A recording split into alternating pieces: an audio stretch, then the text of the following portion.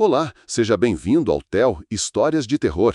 Já deixa o like e se inscreva no canal. Isso ajuda muito a continuar trazendo essas histórias assustadoras para vocês.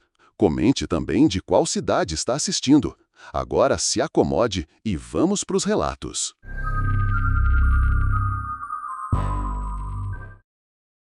Se eu soubesse tudo o que ia acontecer naquela noite, eu nunca teria saído de casa. Mas quando você está carente, achando que vai dar certo com alguém novo, não imagina que vai acabar daquele jeito. Meu nome é Mariane, eu tenho 29 anos e trabalho como atendente numa loja de cosméticos num shopping aqui de Belo Horizonte. Não vou mentir, minha vida estava meio parada. Trabalho, casa, às vezes uma cerveja com as amigas, mas nada demais. Depois que terminei com o Diego, meu ex, decidi dar um tempo de tudo. A gente ficou junto por quase 3 anos e o fim foi um inferno. Ele não aceitava, ficava me ligando sem parar, inventava desculpa para aparecer no shopping onde eu trabalhava, mandava mensagem para minha mãe. Só parei de responder e bloqueei tudo. Minhas amigas até tentavam me animar, diziam que eu precisava sair, conhecer alguém novo, viver. Quando começaram a falar de encontro, eu recuava na hora. Você precisa dar uma chance, Mari, diziam. Mas a verdade é que eu tinha medo. Medo do Diego, de ele me ver com outra pessoa. Ele era do tipo que não aceitava rejeição. E mesmo bloqueado, parecia estar sempre por perto. No fundo, eu queria tentar. Mas uma parte de mim vivia em alerta. Era como se sair com alguém novo fosse perigoso demais. Ainda assim, depois de muita insistência, acabei instalando um aplicativo de namoro. Meio sem fé, só para ver no que dava. Era só papo furado, uns caras esquisitos, até que apareceu o André. Ele era diferente. A conversa fluía fácil, ele tinha um jeito leve, gentil, sem falar bobagem. A gente conversava quase todo dia, mandava meme, falava da vida, dos perrengues do trabalho. Ele é corretor de seguros e também parecia meio cansado da rotina. Depois de umas 3 semanas só trocando ideia, ele sugeriu de a gente se encontrar. Nada muito elaborado. Ele falou de uma pizzaria mais tranquila, perto de onde eu moro.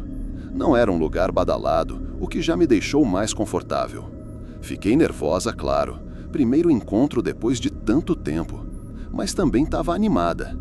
Era como se eu finalmente estivesse saindo daquele limbo que o Diego tinha deixado na minha vida. No dia marcado, me arrumei simples, passei um perfume leve e fui. O encontro foi numa quarta-feira à noite. Saí do trabalho, fui direto para casa, tomei um banho e me arrumei rápido. Cheguei na pizzaria umas 7h30 e ele já estava lá me esperando.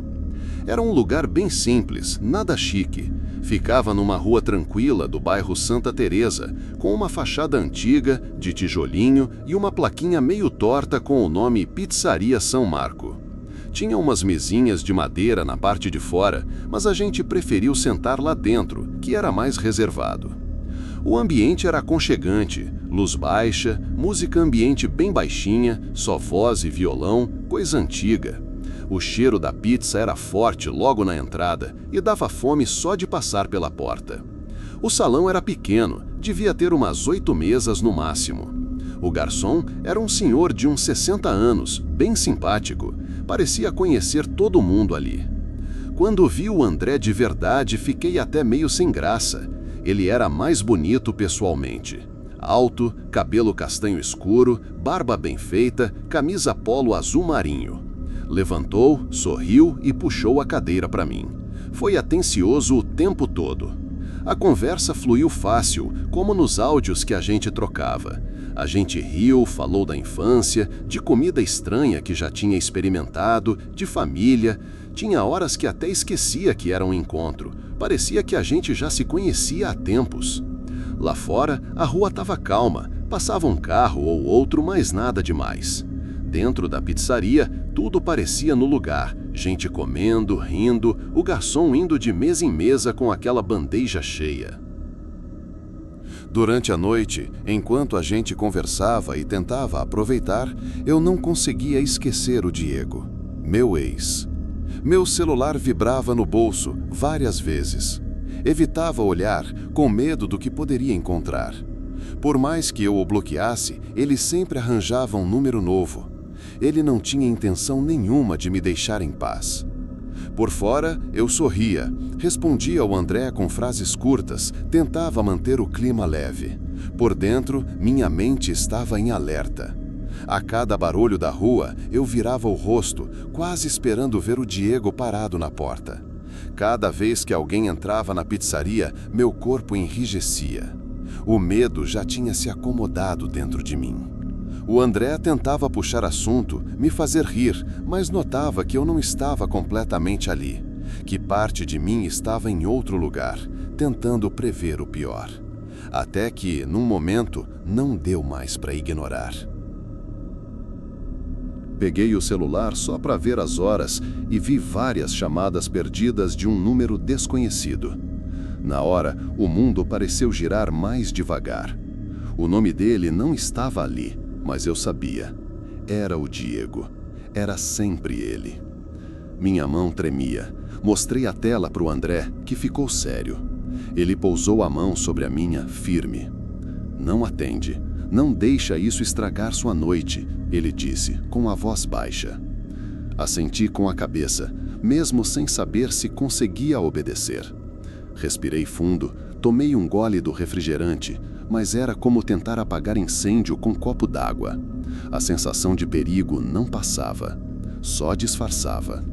A gente voltou a conversar sobre bobagens do dia a dia, séries ruins que a gente adorava, memes antigos e até histórias engraçadas do trabalho.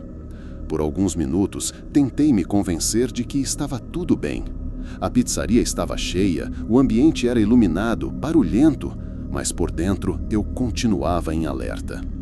A presença do André me dava uma ilusão de segurança, e eu me agarrei a ela com todas as forças. Mas, no fundo, eu sabia. Aquela noite ainda aguardava o pior. Depois de algum tempo conversando, quando eu finalmente começava a acreditar que a noite podia terminar em paz, a porta da pizzaria se abriu com força. Um homem entrou rápido, o olhar fechado, respirando pesado. Não era um cliente comum. Eu sabia quem era. Era o Diego. Não sei como ele sabia que eu estava aqui. Ele veio direto na nossa direção, sem nem olhar para ninguém. Eu queria me levantar, sair correndo, mas o André segurou meu braço, firme, como se dissesse, fica calma. Diego já estava alterado, começou a gritar comigo, perguntando o que eu fazia ali, com quem eu estava. Por que você está aqui com ele, Mariane? Ele gritou, com raiva na voz.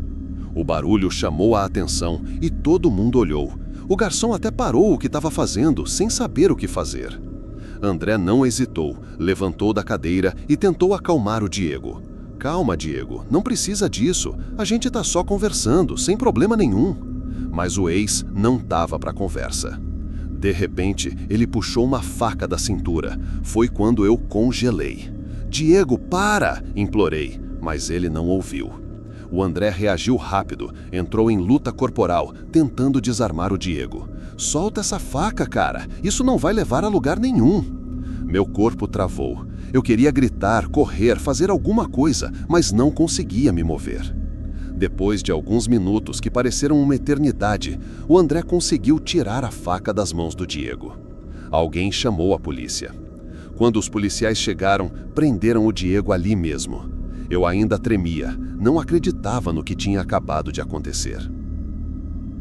Depois que a polícia chegou e prendeu o Diego, eu ainda estava em choque, o corpo todo em alerta, como se não pudesse relaxar nem por um segundo. O André segurava minha mão firme, me puxando para fora da pizzaria, mas eu ainda não tinha assimilado a situação. Ele me abraçou, disse que ia me levar para casa. Eu só queria sair dali. No caminho para casa, eu tentava juntar os pensamentos, entender como uma noite que começou tão bem tinha terminado daquele jeito. O medo ainda estava grudado em mim, como uma sombra que não queria ir embora. Você tá bem? O André perguntou, preocupado. Não sei, respondi, tentando engolir um nó na garganta. Nunca imaginei que ele fosse aparecer assim, tão do nada. Ele apertou minha mão. Ele não vai mais te incomodar. A polícia vai cuidar disso agora. Mas eu não conseguia esquecer o rosto do Diego, a raiva, o desespero naquele olhar. Eu sentia que, mesmo preso, aquilo não tinha acabado. Quando chegamos em casa, o André ficou comigo até eu conseguir dormir. Ele colocou música baixa, falou coisas calmas, mas eu só conseguia pensar em tudo que poderia ter dado errado. Naquela noite, enquanto tentava fechar os olhos, meu cérebro rodava as cenas da luta, o som da faca sendo desarmada, o cheiro da pizzaria misturado com o suor e o medo. Eu sabia que nada ia ser igual depois disso. Não era só a invasão do Diego na minha vida que me assustava. Era a certeza de que alguém que a gente conhece, que já fez parte da nossa história, pode se transformar em um perigo real e inesperado. No dia seguinte, eu ainda sentia o corpo pesado, como se cada músculo estivesse cansado demais para funcionar direito. A polícia ligou dizendo que o Diego ia ficar preso por tempo indeterminado, e isso me deu um alívio estranho, meio que um peso saindo das minhas costas, mas sem desaparecer totalmente. O André ficou comigo o tempo todo, me ajudando a não pensar demais, mas eu sabia que aquela noite ia ficar marcada na minha cabeça por muito tempo. Às vezes, quando a casa fica silenciosa, eu me pego olhando pela janela, esperando que algo estranho apareça. É uma paranoia que eu não consigo controlar. Não foi só um encontro que virou um pesadelo. Foi uma lembrança cruel de que algumas pessoas nunca realmente te deixam em paz, não importa o quanto você tente. Eu só queria poder olhar para o futuro sem medo, mas sei que ainda vou ter que lidar com isso.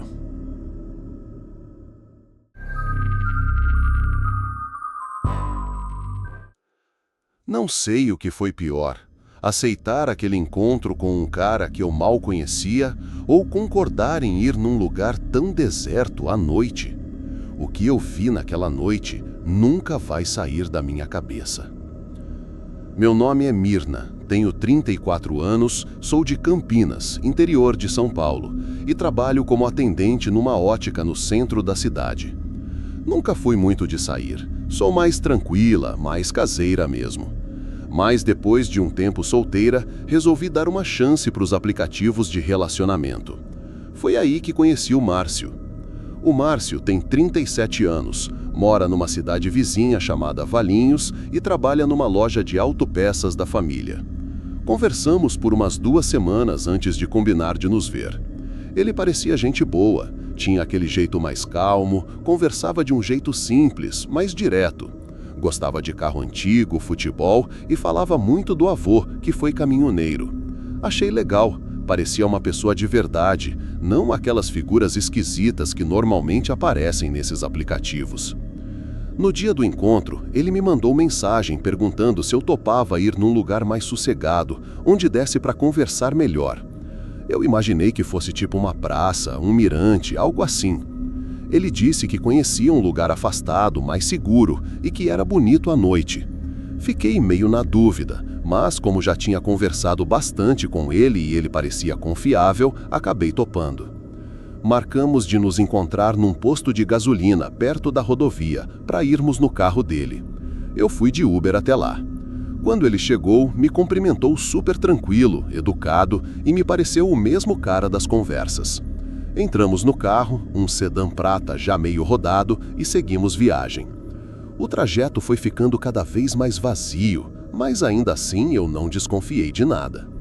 Ele parecia normal, a conversa fluía, a música estava num volume baixo e eu estava tentando me distrair da ansiedade de conhecer alguém novo.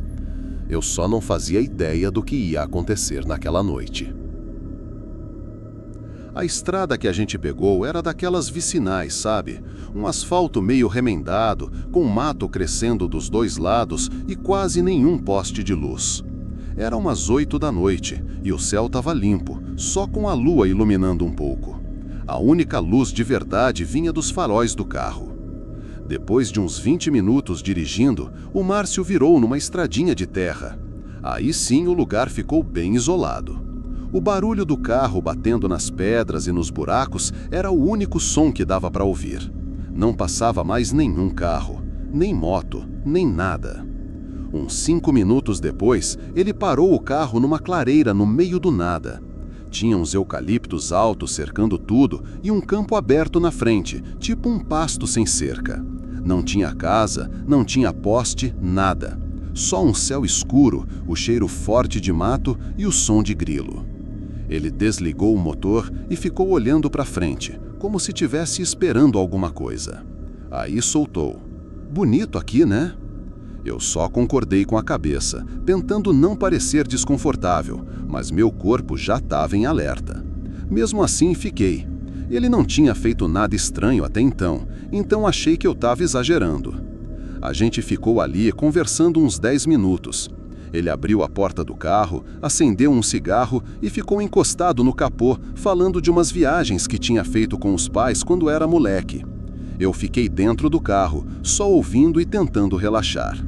Foi então que escutei um barulho de motor se aproximando, bem devagar. Vinha da mesma estradinha de terra que a gente usou. A princípio, achei que fosse só outro carro passando, mas não era. Quando eu ouvi o som do carro se aproximando, meu primeiro instinto foi olhar para o Márcio. Ele estava de costas, ainda fumando, mas também virou o rosto devagar, prestando atenção. O som ficou mais forte e logo depois os faróis começaram a iluminar a estrada por onde a gente tinha vindo. Era uma caminhonete escura, dessas grandes, sem placa visível na frente. Estava coberta de lama, como se viesse de um lugar remoto. Ela veio devagar, como se estivesse procurando alguma coisa. Quando chegou perto da clareira, parou por uns segundos, com os farões apontados direto para a gente. Aquilo me deixou travada. O Márcio jogou o cigarro no chão e veio até a porta do carro falando baixo. Fica tranquila, deve ser alguém que conhece esse lugar também. Só que não parecia isso. A caminhonete apagou os faróis e ficou no escuro por uns segundos. Aí, 2 pessoas saíram de dentro. Eu só conseguia ver as silhuetas. Estavam carregando alguma coisa grande, embrulhada num pano grosso, tipo lona. Andaram até um pedaço do mato mais fechado e começaram a cavar, de verdade. Um estava com uma pá, o outro vigiava. O Márcio ficou parado, quieto, olhando fixo. Nem respirava direito. E eu ali, dentro do carro, tremendo. Não sabia se a gente tinha que fugir ou ficar abaixado. Mas a pior parte foi quando um dos caras olhou direto na nossa direção. Parecia que tinha visto a gente. Foi aí que o Márcio reagiu. Abriu a porta do carro, entrou rápido e falou: "Entra, entra, entra, eles viram a gente." Eu já estava dentro, mas nem conseguia mexer direito. Ele deu partida e arrancou com tudo. As rodas patinaram na terra e o carro deu um tranco antes de sair da clareira. Pelo retrovisor, vi que os caras estavam voltando correndo para a caminhonete. E aí eu percebi, eles iam atrás da gente. O carro disparou pela estrada de terra, levantando poeira para todo lado. O Márcio segurava firme no volante, tentando desviar dos buracos, e falava baixo, tipo num sussurro desesperado. Eles viram a gente, eles viram. Eu olhava para trás o tempo todo. A caminhonete apareceu uns segundos depois, faróis acesos, vindo com tudo. Eles estavam colados na gente. O carro do Márcio balançava muito, mas ele não diminuía a velocidade.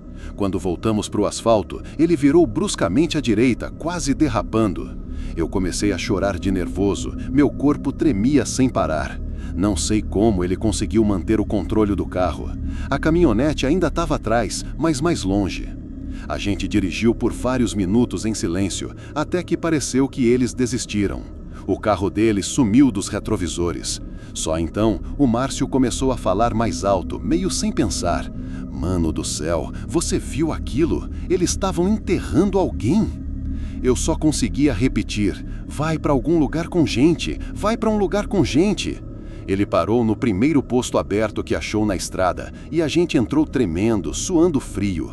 Fomos direto para a loja de conveniência e pedimos para o frentista chamar a polícia. Ficamos lá até os policiais chegarem. Contamos tudo.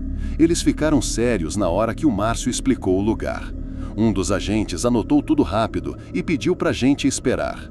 Quando voltaram, falaram que iam mandar uma equipe verificar a clareira naquela noite mesmo. Foi só aí que caiu a ficha. A gente tinha visto uma desova, um corpo de verdade. A polícia pediu pra gente esperar no posto até que eles voltassem do local. Foram mais ou menos 2 horas ali, parados, sem conseguir comer nem beber nada. O Márcio andava de um lado para o outro. Eu ficava sentada, com o celular na mão, tremendo. Toda vez que o barulho de um carro aparecia na rua, eu achava que era aquela caminhonete voltando. Quando os policiais voltaram, estavam com uma cara tensa. Um deles pediu pra gente ir até a delegacia dar depoimento oficial. No caminho, ele falou o que encontraram: um corpo de um homem embrulhado numa lona, já em decomposição. Eles ainda não sabiam quem era, mas parecia alguém importante. Na delegacia ficamos por mais umas 3 horas. Mostramos o caminho no GPS, contamos tudo de novo e eles pediram para olhar as câmeras do posto onde a gente tinha parado. A única coisa que consegui pensar foi: e se aqueles caras descobriram que fomos nós que avisamos? 2 dias depois, um policial entrou em contato comigo. O Geraldo era um empresário da região de Jundiaí que estava desaparecido havia 1 semana. Tinha saído para uma reunião e nunca mais voltou. O caso estava ganhando repercussão e já tinha saído na TV. Eu não quis ver nada. Depois disso, um carro preto ficou parado em frente à minha casa 2 vezes. Não sei se era paranoia, mas era o mesmo modelo da caminhonete. Eu me mudei para a casa da minha irmã por uns tempos. O Márcio fez o mesmo, ficou na casa da mãe. A polícia não pegou ninguém. Disseram que a investigação estava em sigilo. Mas até hoje, se vejo o farol vindo atrás à noite, meu coração dispara, porque eu sei que eles ainda estão por aí. Depois que tudo aconteceu, eu deletei todos os aplicativos de relacionamento. Nunca mais quis saber de encontro, de sair à noite, nem de dirigir em estrada deserta. Fiquei meses sem conseguir dormir direito. Qualquer barulho me fazia levantar e olhar pela janela. O Márcio ainda tentou manter contato, mas a gente acabou se afastando. Acho que cada um lidou com o trauma do seu jeito. Às vezes me pergunto se ele também sente o mesmo medo que eu, todo santo dia. A polícia nunca divulgou se prendeu alguém. Só disseram que o caso ainda estava sendo investigado. Mas para mim, isso nunca teve cara de investigação.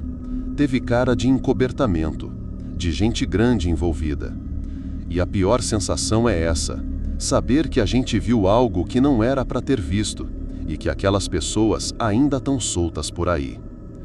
E que fique registrado aqui: se algo acontecer comigo, já sabem o motivo.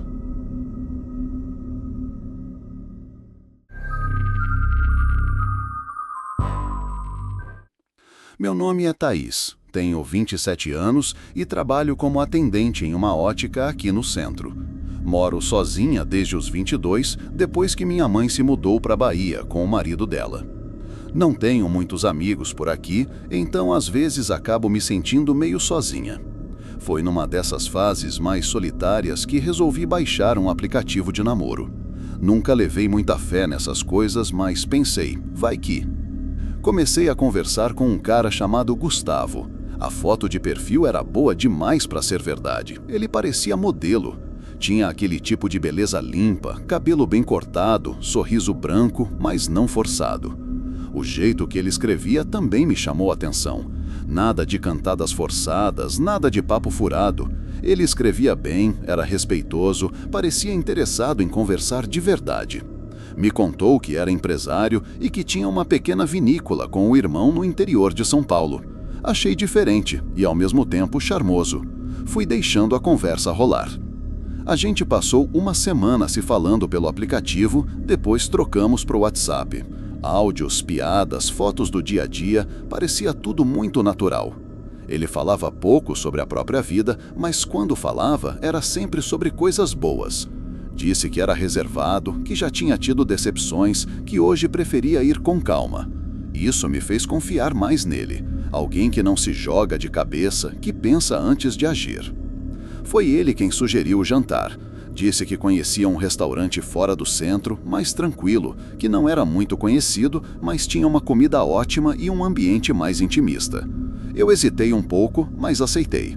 Até marquei com uma amiga de mandar mensagem quando chegasse e saísse. Na minha cabeça era só um encontro. No máximo ia ser bom para sair da rotina. No dia do encontro, eu me arrumei com calma, nada demais, só uma blusa mais arrumadinha, calça jeans escura, maquiagem leve. Peguei um carro por aplicativo e mandei localização para minha amiga, como combinado. O restaurante ficava numa rua mais afastada, sem muito movimento.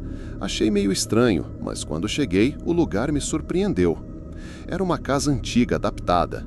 Na frente, só uma plaquinha discreta com o nome do restaurante em letras cursivas.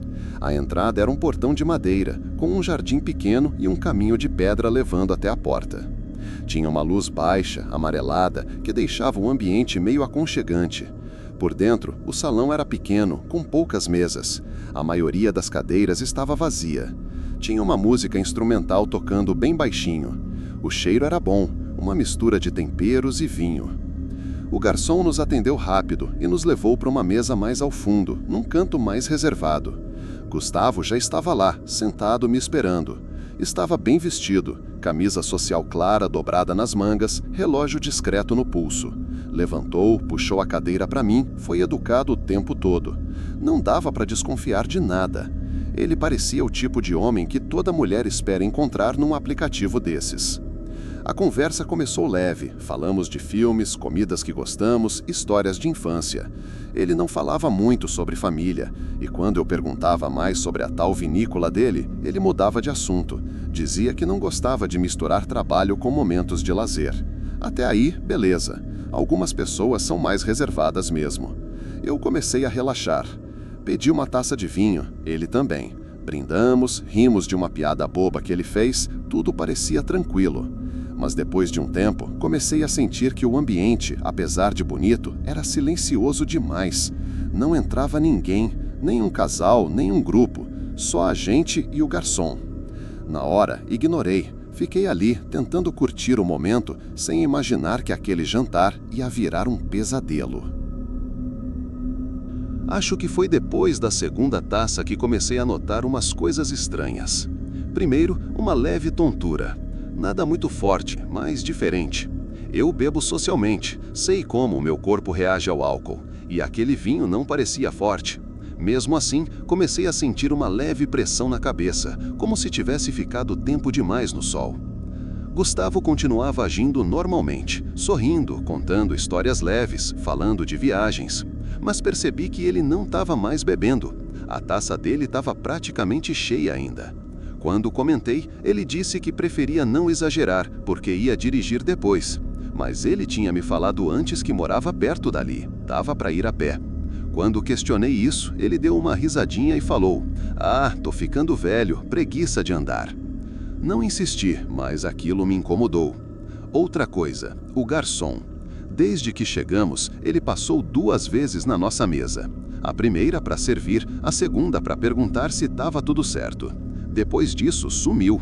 Não vi ele passando em outras mesas também, até porque não tinha mais ninguém além de nós. Era um restaurante bonito, mas estava vazio numa sexta-feira à noite. Aquilo não fazia sentido. Comecei a prestar mais atenção ao redor. As janelas tinham cortinas grossas, não dava para ver lá fora. O som ambiente era sempre o mesmo. Fiquei com a impressão de que o restaurante estava montado para parecer real, mas só até certo ponto. Pedi para ir ao banheiro, mas para dar uma afastada da mesa. Queria olhar o celular, mandar uma mensagem para minha amiga, algo assim. O banheiro ficava num corredor escuro, do lado oposto à cozinha. Quando entrei, a luz demorou para acender. Era um lugar pequeno, silencioso, e o espelho estava meio embaçado, como se tivessem passado um pano molhado por cima e deixado assim. Quando voltei para a mesa, Gustavo estava olhando para o meu celular que eu tinha deixado na mesa por descuido. Ele sorriu, como se nada tivesse acontecido, e disse: "Sua amiga mandou mensagem, quer responder?" Na hora meu coração deu uma apertada. Senti uma coisa ruim, como se tivesse feito uma besteira sem volta. Depois que ele falou da mensagem da minha amiga, eu peguei o celular de volta sem dizer nada. A tela estava bloqueada, então não dava para saber se ele realmente tinha visto algo ou só falou aquilo para me deixar nervosa. Tentei desbloquear rápido, mas meus dedos tremiam. A cabeça estava começando a pesar de um jeito estranho. Meus olhos embaçavam e uma sensação esquisita subia pelo estômago, como se algo estivesse fora de lugar dentro de mim. Tentei disfarçar. Falei que estava ficando meio enjoada, que talvez fosse a comida. Ele se levantou devagar e disse que ia pedir a conta. Quando se afastou, tentei abrir o WhatsApp, mas a tela parecia mais brilhante do que o normal e as letras estavam todas embaralhadas na minha visão. Meu corpo começou a pesar, meus braços estavam lentos, as pernas dormentes. Comecei a entender, mesmo sem querer. Eu tinha sido drogada. Tentei levantar, mas minhas pernas não responderam. A cabeça caiu um pouco para o lado. O som ao redor ficou abafado, como se eu estivesse debaixo d'água. Vi Gustavo voltar para a mesa, mas ele já não sorria mais. A expressão dele estava séria, fria. Ele segurava minha bolsa e falava com o garçom, ou com quem eu achava que era o garçom. Eles não pareciam estar com pressa, como se aquilo fosse rotineiro. A última coisa que me lembro é de ser carregada. Os braços de alguém me levantando, meu corpo mole, sem controle, e a escuridão chegando rápido, como se alguém tivesse apagado a luz por dentro. Acordei com a cabeça latejando, um gosto amargo na boca, a língua pesada, seca. Tentei mexer os braços, mas estavam presos. Fitas plásticas apertavam meus pulsos atrás das costas. As pernas também estavam amarradas. Eu estava deitada de lado, num chão frio e duro, concreto. Demorei alguns segundos para entender que não estava mais no restaurante. Olhei em volta com dificuldade. O lugar era escuro, com uma única luz fluorescente piscando no alto, perto de uma viga de ferro. Era um galpão, desses abandonados, com paredes manchadas e goteiras no teto. O cheiro era forte, de mofo e urina. Eu ouvia sons, respiração, um choro contido. Não era só eu. Outras mulheres estavam ali, algumas mais novas, outras aparentando ter minha idade. 3 delas estavam deitadas no canto, também amarradas. Uma chorava baixinho, outra só encarava o teto. Todas com o mesmo olhar, medo puro. Tentei falar, mas a garganta arranhava. Uma delas me olhou e disse, quase sussurrando: "Você também veio de um encontro?" Aquela pergunta me travou. Assenti devagar. Ela fechou os olhos e começou a chorar de novo. Todas aqui vieram. Aplicativo, restaurante, cara bonito, é sempre igual. A porta do galpão abriu com um barulho metálico. 2 homens entraram. Um deles era o tal garçom. O outro eu não conhecia. Passaram direto por nós. Pareciam revisar alguma coisa numa prancheta. Anotavam, cochichavam, olhavam pra gente como se a gente fosse objeto. Nenhum sinal do Gustavo. Fiquei tentando pensar em alguma saída, mas a cabeça ainda doía, o corpo mole. Ninguém tinha celular, ninguém sabia onde exatamente a gente estava. A mulher do canto disse que achava que estavam movendo a gente de tempos em tempos, mas nunca dava para saber onde paravam. Disse que algumas meninas tinham sido levadas e não voltaram. Naquele momento, caiu a ficha. Não era um sequestro comum, era algo organizado, um esquema, e a gente era só produto. A sensação de desespero foi tão forte que quase me paralisou. Mas, lá no fundo, eu sabia que precisava estar atenta. Cada segundo podia ser a diferença entre viver ou desaparecer de vez. Na terceira vez que abriram a porta, me chamaram.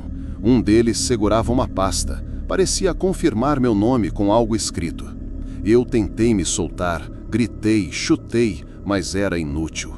Eles me jogaram para fora e me colocaram num carro preto com os vidros escuros. Um dos homens botou um pano na minha boca, de novo. tudo apagou. Acordei no hospital dias depois. Um caminhoneiro me encontrou caída na beira da estrada, perto de um lixão. Estava fraca, desidratada, com sinais de abuso. Os médicos disseram que tive sorte. Sorte. Mas não foi sorte. Um tempo depois, entendi o porquê. Antes de sair de casa, como forma de segurança, eu tinha ativado o compartilhamento de localização em tempo real com minha amiga Júlia. A gente já fazia isso por precaução quando saía com alguém desconhecido. Ela ficou acompanhando meu ponto no mapa por um tempo, e quando viu que eu tinha parado por horas num endereço estranho, num galpão afastado, tentou contato. Quando eu não respondi, ela printou a localização e correu para a delegacia. Só que quando a polícia chegou lá, já era tarde. O lugar estava vazio, nenhum sinal de mim ou de qualquer outra mulher. Os caras tinham desmontado tudo em poucas horas. O galpão era alugado em nome de uma empresa fantasma, não tinha câmeras de segurança na rua, nenhum morador por perto. Acho que eles perceberam a movimentação da polícia e decidiram se livrar de mim antes que a coisa estourasse de vez. Me largaram viva para despistar, para que tudo parecesse apenas um sequestro isolado, um engano. Na cabeça deles, eu dava menos trabalho sendo encontrada do que sumindo de vez. Naquele momento, eu era mais útil viva do que morta, pelo menos para manter as aparências. Contei tudo para as autoridades, mostrei prints, tentei descrever os rostos. Disseram que iam investigar, mas nunca recebi resposta, nenhuma prisão. Algumas mulheres continuam desaparecidas, e a maioria provavelmente nem teve a chance de alguém sentir falta. Hoje, 2 anos depois, eu ainda tenho pesadelos. Ainda olho por cima do ombro quando saio de casa. Nunca mais abri nenhum aplicativo de namoro. Porque o Gustavo, se é que esse era mesmo o nome dele, ainda tá por aí. E eu tenho certeza que enquanto você escuta esse relato, ele tá mandando mensagem para alguma outra mulher, com aquele mesmo papo calmo, mesmo sorriso, mesmo convite. Só que, da próxima vez, talvez ela não tenha a mesma sorte que eu tive.